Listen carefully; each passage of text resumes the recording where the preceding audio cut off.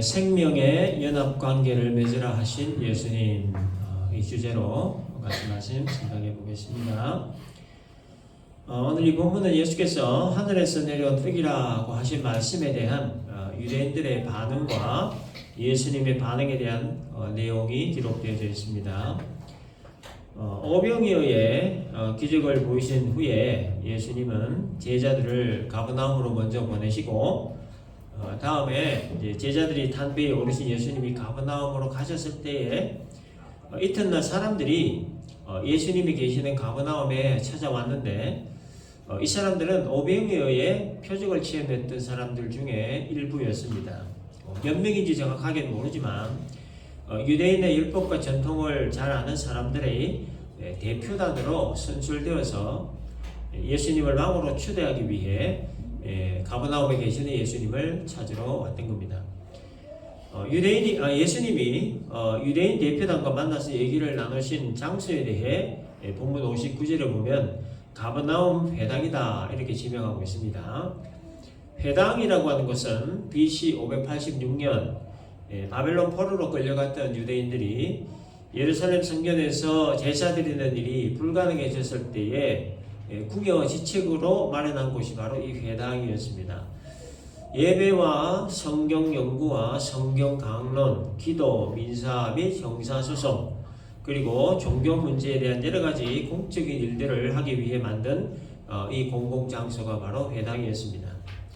이후에 바벨론 포로에서 돌아온 유대인들이 자신들이 거하는 곳에 이 회당을 지어서 신앙의 교육을 했습니다. 예수님도 이 유대인 회당에서 복음을 전하기도 하셨고 또 표적을 행하기도 하셨습니다. 오병이어의 표적을 행하신 이후 예수님은 자신을 왕 삼으려고 하는 사람들을 이제 피해서 바로 이 가버나움 회당에 계셨던 거죠. 그리고 이제 유대인 대표단이 회당에 계신 예수님을 찾아왔던 것이고 이 회당에서 예수님은 이 유대인 대표들과 대화를 나누셨던 겁니다. 그 대화의 중심 내용은 생명의 떡과 관련된 겁니다. 35절에서 예수님은 나는 생명의 떡이니 내게 오는 자는 결코 줄이지 아니할 터이요 나를 믿는 자는 영원히 목마르지 아니하리라. 그러니까 지난주에 살펴본 내용이죠. 이 말씀을 이 유대인 대표들에게 이미 하셨지만 그러나 이 사람들은 생명의 떡에 대한 영적 의미를 이해하지를 못했습니다. 특히 예수님이 하늘에서 내려왔다는 말을 들은 대표단들은 수군거리기 시작했습니다. 41절에 보면 자기가 하늘에서 내려온 떡이라 하심으로 유대인들이 예수에 대하여 수군거려 이렇게 기록되어 있죠.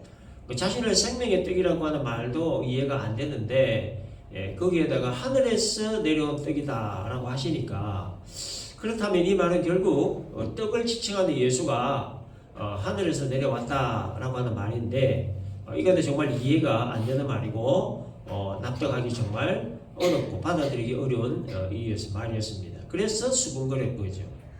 서로 수군거리면서 뭐라고 했냐면 42절 보니까 이는 요셉의 아들 예수가 아니냐. 그 부모를 우리가 아는데 자기가 지금 어찌하여 하늘에서 내려왔다고 하느냐. 이들이 수군거린 이유가 바로 이것입니다. 예수의 아버지도 알고 어머니도 알고 형제들도 우리가 다 아는데 어째서 자기가 하늘에서 내려왔다고 하느냐. 말도 안 되는 소리다. 있을 수 없는 일이다. 이렇게 수군거립니다. 수군거린다라고 하는 말이 영어 성경 보니까 그rumble 이렇게 되어 있는데 이것은 불평하다, 두들거리다, 못마땅한 듯이 말하다 뭐 이런 내용입니다. 예수님이 자신을 하늘에서 내려온 떡이다라고 하시니까 사람들이 아주 못마땅한 말투로 쉽게 얘기하면 이건 겁니다. 너그 아버지도 알고 너그 엄마도 알고 너그 형제들도 아는데 뭔 소리 하냐. 이런 식으로 받아들이면서 아주 못마땅하게 말을 했다라는 거예요. 어제 분명히 오병이어의 기적을 보고 체험을 했고 그래서 예수님을 왕을 삼고자 대표단까지 구성해서 찾아왔으면서 예수님이 하늘에서 내려왔다고 하니까 곧바로 이 반감을 가지고 못마땅한 반응을 보였다는 거예요. 본질은 뭐냐? 예수님이 생명의 떡이라는 거고 생명의 떡이신 예수 먹으면 영생 얻는다. 이게 본질인데 그런데 이들은 이 본질을 제쳐놓고 예수는 목수의 아들이다. 그러니까 비본질 가지고 이게 아주 못마땅해 했다는 거예요. 예수는 생명의 떡이라는 본질을 붙들지 않고 예수는 목수의 아들이다. 이 비본질을 붙들었다는 거예요. 여러분 지금 이 사람들은 불과 하루 전에 오병이어의 기적을 본 사람들입니다. 배만 채워준다면 무조건 예수를 따를 것이라고 하는 마음으로 왕을 삼고자 찾아왔던 사람들입니다. 근데 막상 예수님을 찾아오니까 예수님은 딱히 그렇게 별로 반기는 것 같지도 않고 또 뭐 너희가 나를 찾아온 목적은 떡 때문이다 이렇게 아주 직설적으로 표현을 하시고 또 너희는 나를 보고도 믿지 않는다. 하나님이 나를 보내서 왔다. 또 하나님의 뜻을 이루기 위해 내가 왔다. 뭔가 좀 알아들을 수 없는 말만 계속하면서 자기들이 예수님을 찾아온 이 목적과는 전혀 상관없는 말들만 지금 하고 계시니 그러니까 이들의 입장에서는 아무래도 잘못 찾아왔나 보다 이렇게 혼란스러워 했다는 거죠. 그러던 차에 하늘로부터 내려왔다라고 하는 이런 말씀을 하시자 참았던 불만이 이제 터져 나왔던 겁니다. 요셉의 아들이든 왕의 아들이든 뭐 자기들 배만 채워줄 왕으로 추대되면 좋겠는데 그 목적 가지고 찾아왔는데 그런데 자기들 기대나 목적과는 전혀 관계없는 말만 계속 하시니 급기야 자기가 하늘에서 내려왔다라고 하니까 결국은 목수 아들 주제에라고 하는 이 비본질 가지고 아주 못마땅해 했다라는 겁니다. 유대인 대표들이 예수님을 찾아온 본질이 뭡니까? 예수님을 왕으로 추대해서 육신의 떡을 해결하는 것 그리고 로마로부터의 독립이었습니다. 예수님이 이들에게 말씀하신 본질은 뭐였습니까? 썩을 양식을 위해 일하지 말고 영생을 위한 삶을 살라는 거예요. 육신의 떡이 아니라 영의 떡을 위한 삶을 살라는 거예요. 이게 예수님 말씀의 본질이에요. 그래서 유대인들과 예수님 사이에 이 본질에 관한 갭이 굉장히 크다는 것을 알 수 있죠. 유대인들은 육신이 본질이고 예수님은 영이 본질입니다. 그 유대인들에게 있어서 영은 비본질이고 예수님에게 있어서 육신은 비본질입니다. 생각이 다르고 관점이 다르고 방향이 다르고 본질이 완전히 달랐습니다. 결국 이 유대인과 예수님 사이에 서로 다른 이 본질로 인해서 예수님은 공생이가 3년 동안 유대인들과 늘 대립 마찰 관계에 있었고 결국 유대인들의 모함과 매도로 예수님을 죽여버리고 마는 겁니다. 영과 육은 항상 대립 관계에 있습니다. 영의 사람은 영이 본질이고 육의 사람은 육이 본질이에요. 영의 사람은 육이 비본질이고 육의 사람은 영이 비본질이에요. 영의 사람은 그래서 무엇이든지 영적인 관점으로 봐요. 영적으로 해석하고 영적으로 적용을 합니다. 그러나 육의 사람은 무엇이든 육적인 관점으로 보고 육적으로 해석하고 육적으로 적용을 해요. 특별히 그 중에 성경을 대하는 데 있어서 영의 사람은 성경에 기록된 모든 말씀들이 살아계신 하나님의 말씀이므로 모든 말씀들이 자신과 관계 있는 말씀으로 받아들입니다. 그러나 육의 사람은 하나님의 말씀으로 성경을 받아들이지 않으므로 자신과 별 관계없는 것으로 여기게 되는 겁니다. 예수 믿는 사람은 그리스도인은 예수께서 본질이라고 하신 그 본질을 따라가야 되죠. 다시 말해서 영과 육의 대립에서 영을 따라야 된다 그 얘기입니다. 물론 육이 필요 없다는 말이 아닙니다. 육을 가진 인간은 육을 떠나서 살 수가 없습니다. 먹어야 살고 입어야 살고 잠을 자야 살 수가 있습니다. 광야 생활을 하던 이스라엘 백성들에게 하나님은 먹을 거, 입을 거, 신을 거, 뭐 잠잘 거 모든 것 부족하지 않게 다 마련을 해주셨습니다. 따라서 육이 중요하지 않다는 말도 아니고 육이 필요하지 않다 하는 말도 아닙니다. 육보다 더 중요한 것이 있다. 육보다 더 본질적인 것이 있다라는 거죠. 그것이 바로 영적인 부분이라 하는 것을 우리 그리스도인은 인식하면서 살아야 된다 하는 겁니다. 우리가 예수를 안 믿는 사람이라면 뭐 영적인 부분에 대해 신경 쓰지 않고 살아도 아무 문제 없습니다. 뭐 육적으로 산다고 해서 아무도 뭐라고 하지 않습니다. 예수 안 믿는 사람은 영이 오염된 상태에 머물러 있기 때문에 영적 부분을 알 수가 없습니다. 관심도 안 가지죠. 그래도 뭐 상관없이 아주 뭐 잘 살아갑니다. 그러나 오염되었던 영이 회복된 사람은 그렇게 살 수 없는 거예요. 죄로 인해 오염되었고 더러워졌던 영이 예수의 피로 깨끗해졌기 때문에 영적인 부분을 신경 안 쓰고 싶어도 안 쓸 수가 없는 거예요. 예수께서 자신의 피로 오염되었던 우리 영을 깨끗하게 씻어주신 이유가 바로 여기에 있는 겁니다. 깨끗해진 영으로 영적인 삶, 거룩한 삶을 살라는 거죠. 그것이 오염된 영을 깨끗하게 씻음받은 자들의 삶의 방식이다라는 겁니다. 자, 그러나 유대인 대표들은 하루 전날 보았던 이 오병이어의 기적을 육의 눈으로만 봤죠. 육적인 목적을 위해 예수님을 찾았고 예수님의 말씀을 육적으로 이해했고 특별히 하늘로부터 내려왔던 예수님 말씀을 육적으로 받아들이므로 결국 이들은 예수님을 향해서 요셉의 아들 예수가 아니냐라고 하면서 수군거리고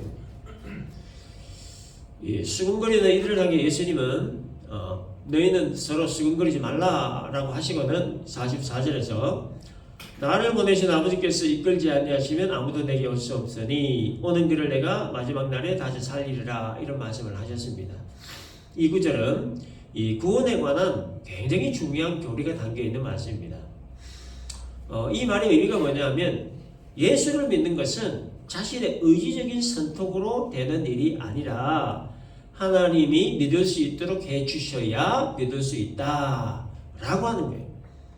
성부 하나님께서 성자 예수님께로 이끌어 주시는 사람만이 예수를 믿을 수 있다 그런 말이에요. 따라서 예수님을 찾아온 유대인 대표자들은 하나님이 이끄신 자들이 아니죠. 이들이 하나님이 이끄신 자라고 하면 예수님이 하나님의 아들이시고 세상을 구원할 구원자로 믿었을 것이지만 그러나 이들은 예수님을 누구로 봤습니까? 요셉의 아들로만 그렇게 보았지 요셉의 아들로밖에 보지 않았기 때문에 이들은 하나님이 이끄신 자들이 아닌 겁니다. 여러분 우리는 일반적으로 예수 믿고 또 이 교회를 다니는 것이 나의 의지적인 선택이다 이렇게 생각을 많이 하죠. 근데 예수님은 오늘 성경 본문은 그게 아니라고 합니다. 자신의 의지적 선택으로 예수를 믿고 교회를 다니는 것이 아니라고 하는 거예요. 하나님이 이끌지 아니하시면 아무도 예수 믿을 수 없고 교회 다닐 수 없다는 거예요. 내가 예수 믿어야지, 내가 교회 다녀야지 시작 이것이 아니라고 하는 거예요.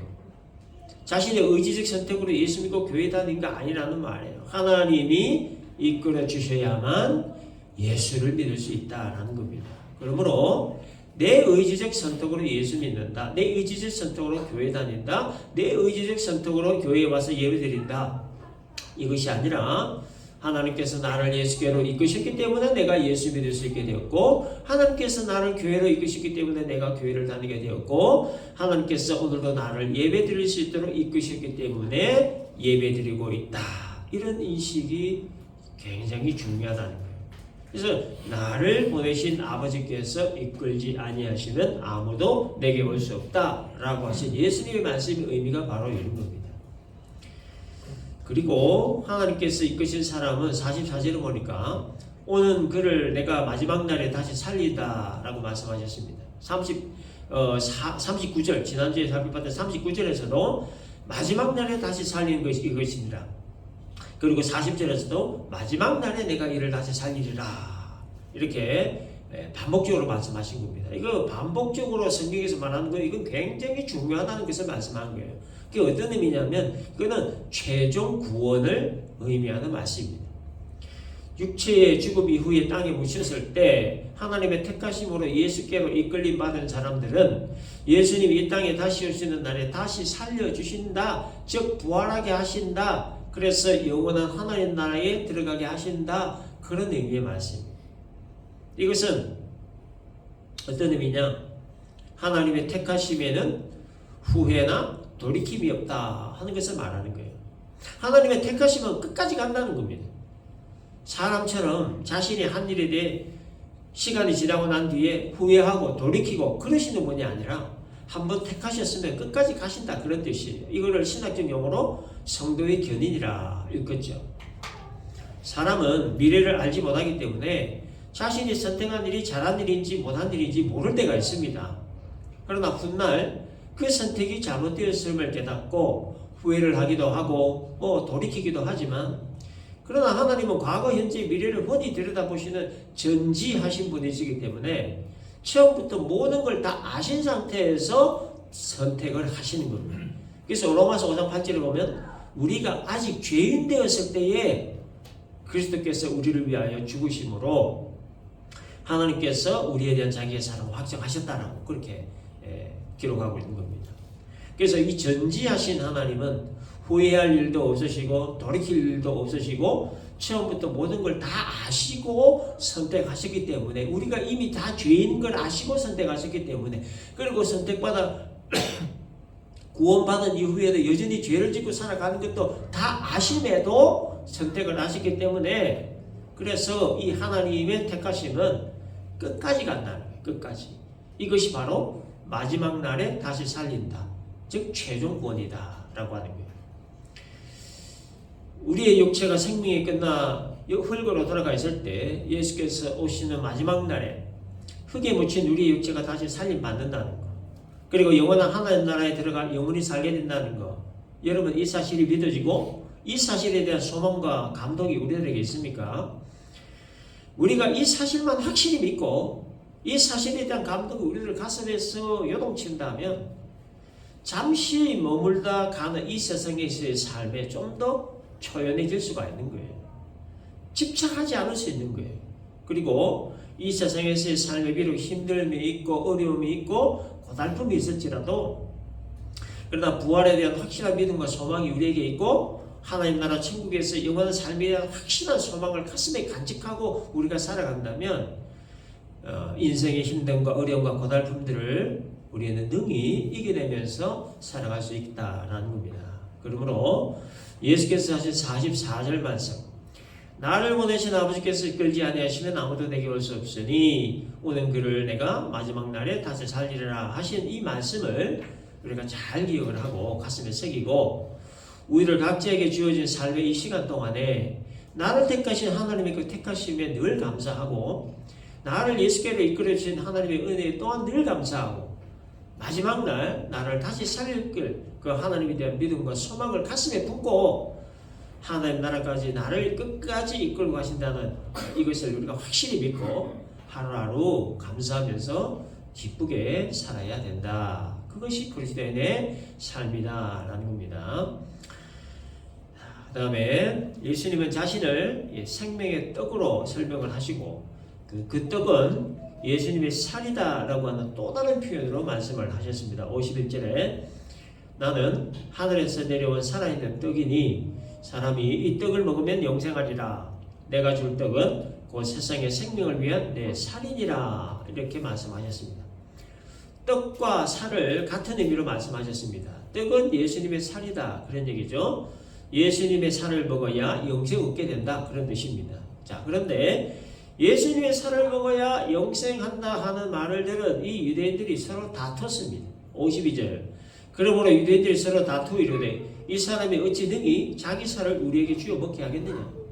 그러니까 예수님의 그 살을 먹는다는 이 말의 의미에 대한 이 분분한 의견으로 다툼이 일어났다는 겁니다. 예수님의 살을 먹는다는 말을 그래서 이 영적인 의미로 접근하지 않으면 이 답을 찾기가 어렵죠. 다툴 수밖에 없습니다. 그래서 식인종도 아니고 어떻게 예수의 살을 먹는다는 말이냐. 이 분분한 의견으로 대표들이 서로 다퉜는데 이 모습을 보신 예수님은 53절에서 이렇게 얘기하셨습니다. 진실로 진실로 너희에게 이르노니 인자의 살을 먹지 아니하고 인자의 피를 마시지 아니하면 너희 속에 생명이 없다. 예수님의 살뿐만 아니라 예수님의 피까지 먹어야 된다고 하시는 섬찟하죠. 예수의 살을 먹지 않고 예수의 피를 먹지 않으면 영생이 없다라고 하십니다. 그러나 54절에 내 살을 먹고 내 피를 마시는 자는 영생을 가졌고 마지막 날에 내가 그를 다시 살린다 이렇게 약속을 하셨습니다. 예수의 살과 피를 먹고 마셔야만 영생을 얻을 수 있다는 얘기죠. 그리고 예수님의 살과 피는 55절에서 내 살은 참된 양식이요 내 피는 참된 음료로다라고 하셨습니다. 예수님의 살은 먹어도 또 배가 고프고 썩어져 없어져 버리는 육신의 양식이 아니라 영원히 줄이지 않는 생명의 양식, 썩지 않는 양식, 영생의 양식이다라는 말씀이죠. 또 예수님의 피는 마셔도 또 목마르고 썩어져 없어지는 그런 육신의 물이 아니라 영원히 목마르지 않게 하는 생명의 물, 썩지 않는 물, 영생의 물이다라는. 예수님이 이 살과 이 피를 먹고 마시는 자만이 영생을 얻을 수 있다라고 확실하게 말씀하셨습니다. 그러면 여러분 이 예수님의 살과 피가 상징하는 것이 뭘까? 살은 예수님의 대속적 죽음을 상징하고 피는 생명을 상징합니다. 죄인들의 죄를 씻어주시기 위해 십자가에 못이 박히셔서 살 찢기시고 피 흘리신 예수님의 그 찢기신 살과 흘리신 피로 말미암아 죄인들의 죄가 씻음을 받고 하나님 나라 백성으로서의 새로운 생명을 얻게 된다라는 말이에요. 따라서 예수님의 살과 피를 먹고 마시라고 하는 이 말은 살 찢기시고 피 흘리신 예수님과 생명의 연합을 이루어라. 생명의 연합을 이루어라. 생명의 연합을 이루어라. 그런 의미의 말이에요. 56절에서 내 살을 먹고 내 피를 마시는 자는 내 안에 거하고 나도 그의 안에 거하나니 이렇게 얘기하셨는데 내가 예수님 안에 거하고 예수님이 내 안에 거하는 것 이것이 바로 생명의 연합을 의미하는 말씀인 거예요. 내 죄를 사하시고 구원과 영생 주시기 위해 하늘 영광 버리시고 납고천하 이 땅에 오셔서 채찍 맞으시고 가시면류관 쓰시고 십자가에 못이 박이셔서 살찌기시고 피 흘리신 그 예수님을 나의 왕, 나의 하나님, 나의 인생의 주인, 나의 구원자로 모셔드림으로 내 삶의 의미와 목적과 목표와 가치관이 변화되어 오직 날 위해 살찌기시고 피 흘리신 예수를 믿는 믿음으로 사는 삶, 그 삶이 바로 예수님과 생명의 연합을 이루는 삶이다 라는 거예요. 57절에서 살아계신 아버지께서 나를 보내심에 내가 아버지로 말미암아 사는 것 같이 나를 먹는 그 사람도 나로 말미암아 살리라 이렇게 말씀하셨는데 이것은 성자 예수님이 성부 하나님으로부터 떨어져서 독립적으로 존재할 수 없듯이 예수님의 살과 피를 먹고 마시는 자 역시 예수님으로부터 떨어져 독립적으로 존재할 수 없다는 말이에요. 예수님의 살과 피를 먹음으로 생명의 연합을 이루었기 때문이라는 거예요. 그래서 우리는 이미 예수님의 살과 피를 먹은 자로서 예수님과 생명의 연합 관계를 맺은 사람들이에요. 그래서 예수님을 떠나서는 살 수 없는, 독립적으로 존재할 수 없는 존재가 이미 되었다라고 하는 얘기예요. 그래서 우리가 해마다 어떤 절기가 되거나 하면 성찬식 하죠. 예수님의 살과 피를 먹는 떡과 잔을 마심으로 성찬식의 의미가 바로 그런 거예요. 예수님과 생명의 연합의 관계를 맺었다 하는 것을 계속해서 상기시키는 그런 상징적인 의식이라는 거예요.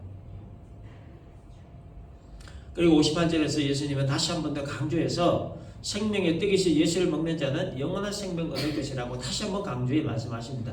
이것은 하늘에서 내려온 떡이니 조상들이 먹고도 죽은 그것과 같지 아니하여 이 떡을 먹는 자는 영원히 살리라.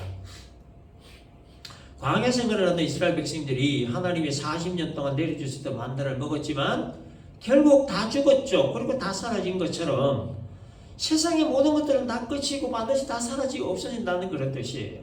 세상의 재물도 사라지고 세상의 명예도 사라지고 세상의 권력도 생명도 모든 것들이 다 사라진다는 말이에요.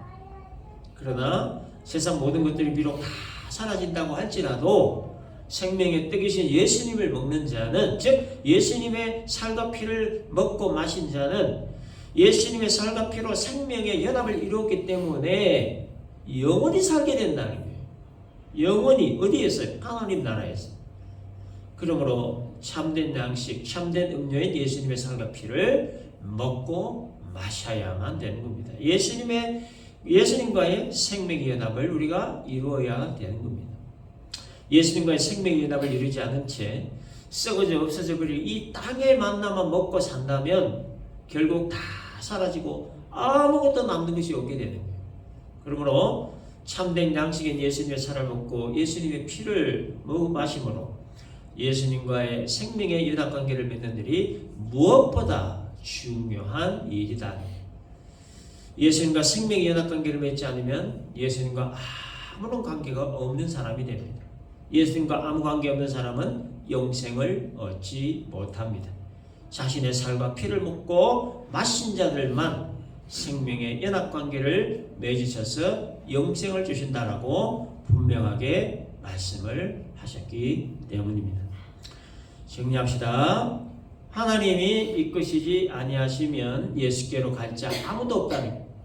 따라서 예수 믿는 거, 교회 다니는 거, 예배하는 거, 이 모든 일들은 나의 의지적 선택에 의해서가 아니라 하나님의 이끄심에 의해서라는 것.